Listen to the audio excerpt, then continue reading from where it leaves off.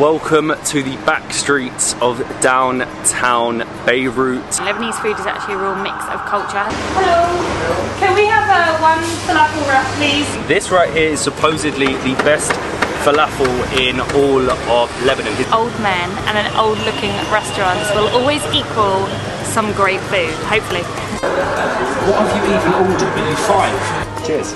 Cheers, this is our first time seeing Beirut beer. Good afternoon and welcome to the back streets of downtown Beirut, Lebanon. There was no way that we were going to come to this country and ignore the cuisine, one of the best cuisines in the world. It has a mix of French, Mediterranean, Arabic, Palestinian, Armenian and even more. Renowned throughout the world, something that I've eaten in the UK numerous amounts of time, but today we are heading out to the back streets to check out the best street food and food in general that the city has to offer. Unfortunately, we couldn't find any tours or anyone local to show us around. That normally helps to find the best spots. I think I've done okay with my research. I've found a few supposed famous establishments, 4 or 5 stops, 4 street food, 1 restaurant type Lebanese restaurant-y thing. Hopefully we can do this. If my research proves me right, we should be okay, no food poisoning. Normally you do very well with your research, so I'm hoping that today will be absolutely fine. Lebanese food is actually a real mix of culture, it has such a rich heritage as well, so there's all sorts of cuisines that come into the mix to make up the Lebanese cuisine, and we're going to go with some of the most famous supposedly most famous. You're going by what I've read. We're going by whatever Matt says, so if anything is wrong, you can blame him. We are starting around the Hamra area, which is where the main university in the city of Beirut is, which probably means cheap street food, food for the drunk students on their way home. So it hopefully bodes well for us. The first place that I think we're heading to, because we don't have a SIM card yet and it's like 4 days into being in the country, is the best spot in the city for the most famous falafel in the country. Hello. Can we have one falafel wrap, please? Medium, please, with just tomato and chili. Yeah. Thank you.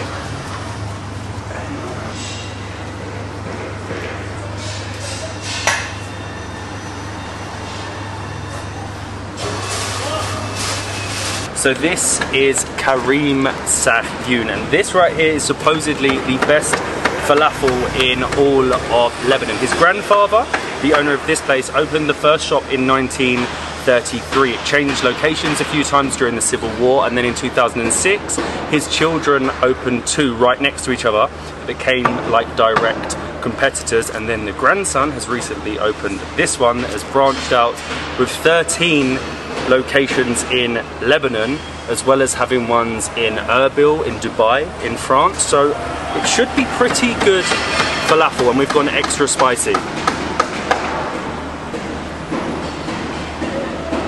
That is good. That is spicy though.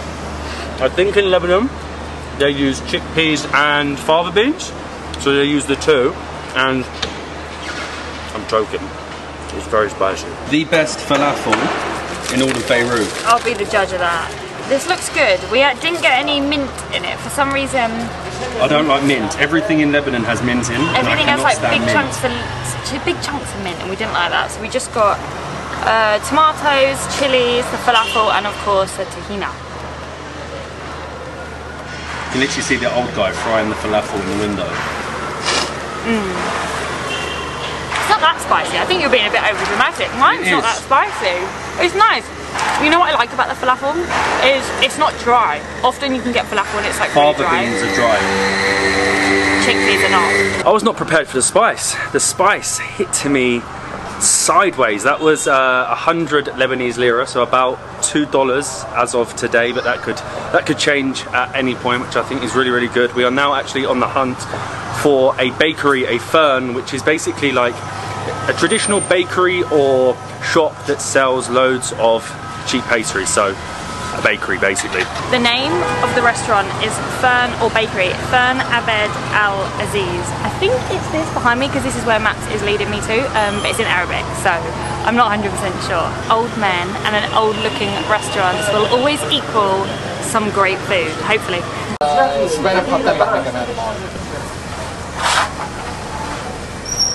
These look so good. We have one lamajin, here it is, and we have a manikish on the way in the little wood-fired oven. I'm going to try the lamajin first, or lamajin, whichever way you would like to say it. It's basically the Lebanese pizza. So as you can see, wood-fired dough, and on top they put a mixture of meat and vegetables. And I love the fact that... I feel like this is the Armenian influence coming through. Yeah, Armenian influence, but I love the fact that you can see them cooking it. Like, they put it back to reheat it as well, but you can also see them making it, which is really, really nice.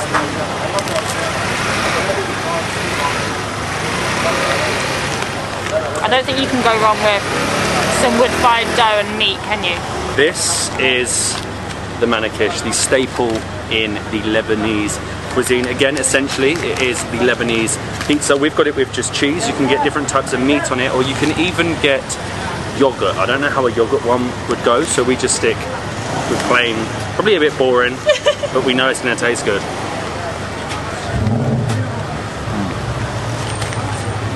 Wow, that is good. Extra cheesy. What cheese is it?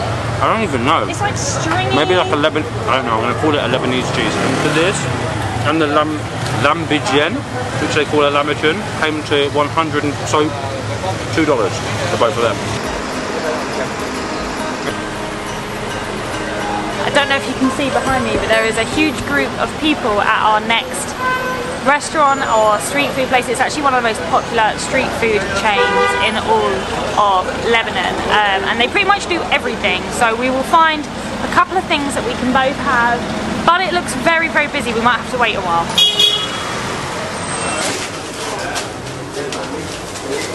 Hello. Table for two, please. Can we sit down? Thank you. It's busy, right? It is busy. Full of everyone eating their shawarma. See, when I done my research, I read that this used to be a butcher's and was now just a shawarma place. So you come here, get your shawarma, and go. But I'm now sat down, and we've got a little bit of everything going on. We've got some falafel, we've got some chili fish, which sounds terrible. This is really intriguing me though. They have, where is it? Arabian ice cream. What makes it Arabian? Different pizzas. A cocktail pizza. What have you even ordered? Are you 5? I can't believe it. I'm in a shawarma restaurant eating ice cream. So this is Arabian ice cream, and I honestly have no idea what makes it Arabian, but I'm here for it. Just because it's in an Arabic country. Oh my god. That's literally all it is. It's just not, is it normal? I don't know.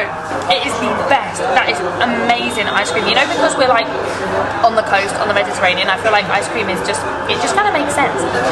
Now the adults can eat. You sit there enjoying your ice cream. This is a chicken shawarma, chicken wrap. Thank you very much, shukran. And I have a chai to wash it down with. I don't know why, but after being in Iraq, I'm obsessed with tea every time I eat something. So you basically know what shawarma is.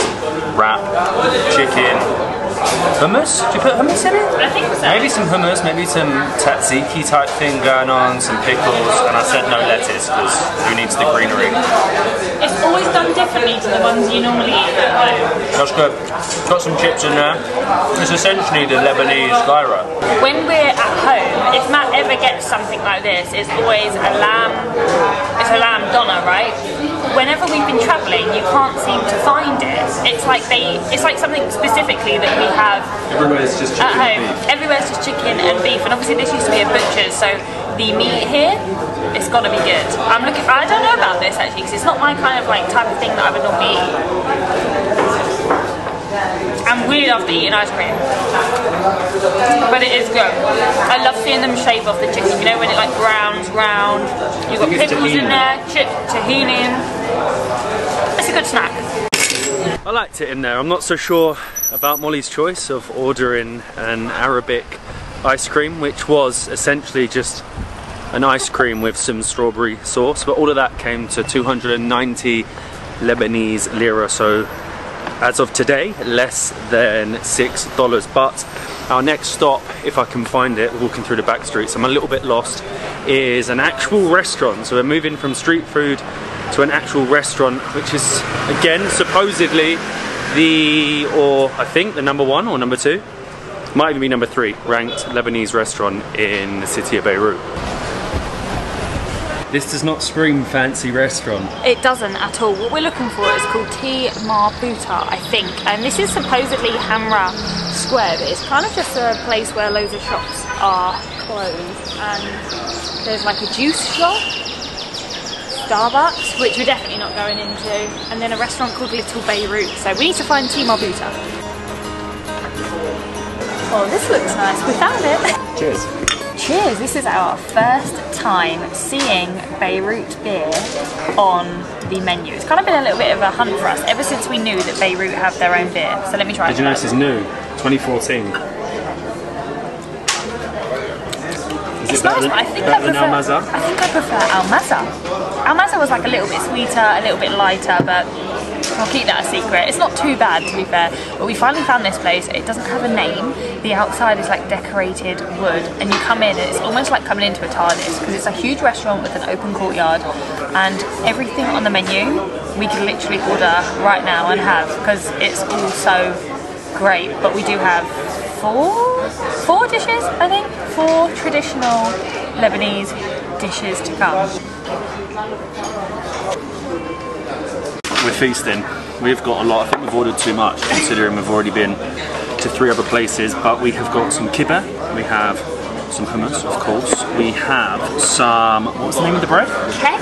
Like kek, and it is filled with labneh, which is like the Lebanese yogurt. And then we have, for Molly, not for me, because I won't be touching the greens, the tabbouleh salad, so you can enjoy that. But I'm going to try the kibbeh, which is essentially the national dish of Lebanon, and it is ground meat and bulgur wheat mixed with lots of spices. And you know what? I'm dipping it in the hummus, which is actually a spicy hummus. Oh, look at the heat coming out there. They're good. They're like meatballs. Are they just like deep fried meatballs? Little deep fried meatballs, yeah. They're good. So this is the kek, basically like bread with seeds, and then, as Matt said, filled with labneh, which is the Lebanese yogurt that we actually had for breakfast yesterday.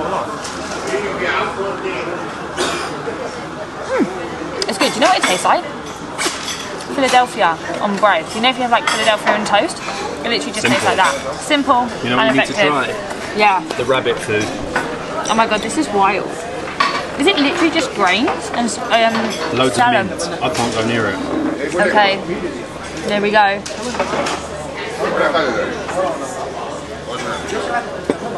For you it's good. For me that's difficult. It doesn't actually taste like minty, surprisingly. I don't like parsley, but I think that, with the bread, it's good. It's kind of like refreshing. This is crazy. 4 dishes, 2 beers has come to $10. The beers were $1 each, around $10. That is wild.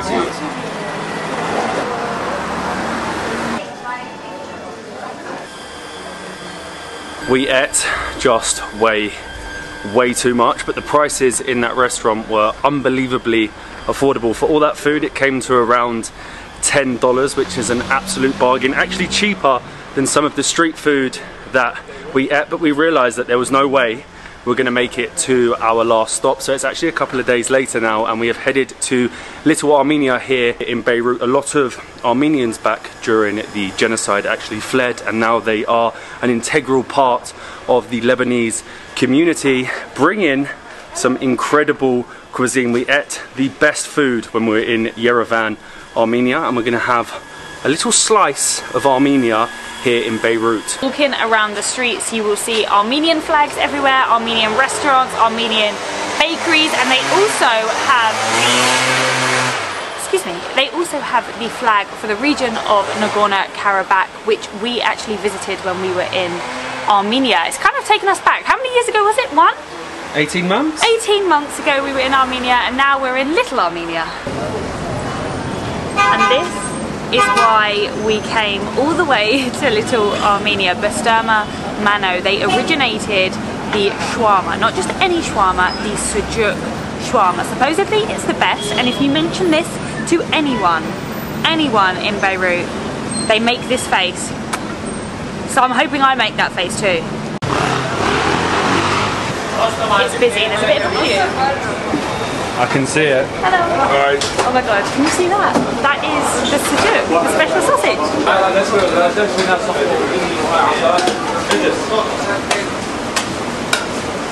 Hi. Can we have 2 sujuk wraps? Shawarma. Shawarma. Like that. Thank you, my friend. Molly, for you to try. Oh no, you could try it. Really? One bite. It's like pastrami. Pastrama. It's like spicy. Armenian pastrami. Ah, thank you. Wow. We have more. It's good. Welcome, bro. This so good. You even have a smiley face. So this is why we came here. This is the sujuk shawarma. Sujuk is basically a spicy sausage. I think it can be lamb or beef, but within Armenia, it's beef. I think it might be the other way around. He's giving me a smiley face. And you can see they also do your typical beef and chicken shawarma, but that's boring when you come here. Oh wow. You've got to do the face. What's the face? The face, the kiss face. It's good. That's basically what it is. It's like a salami shawarma.